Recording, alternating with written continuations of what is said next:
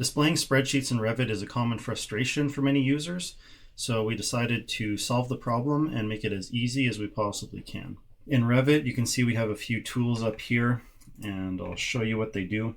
In Excel, we just have some sample data that we want to bring into Revit. So I'm just going to select all of this and hit Control-C to copy. When we go back to Revit, I can click on Paste Excel and select an insertion point, and there's our spreadsheet. Now if I go back into Excel and make a few changes, let's just say add some text in here. I change the width of this column and I change this to our favorite color, then save it.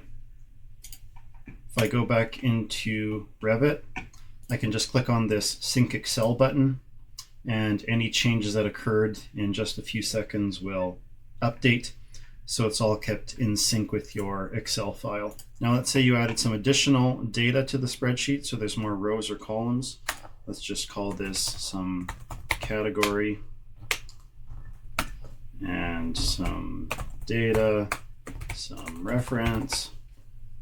And now if I save that and sync, it's not going to show that new line because it's only rendering the cell range that we selected initially.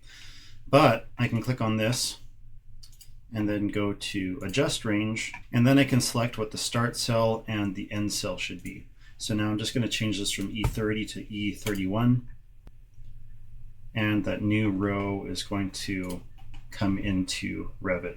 Also, if you happen to not have the Excel file open and you don't want to go browsing to find it in your file explorer, you can just go to Open Excel File, click on the spreadsheet, and it will open Excel and highlight exactly the cells that you pasted in.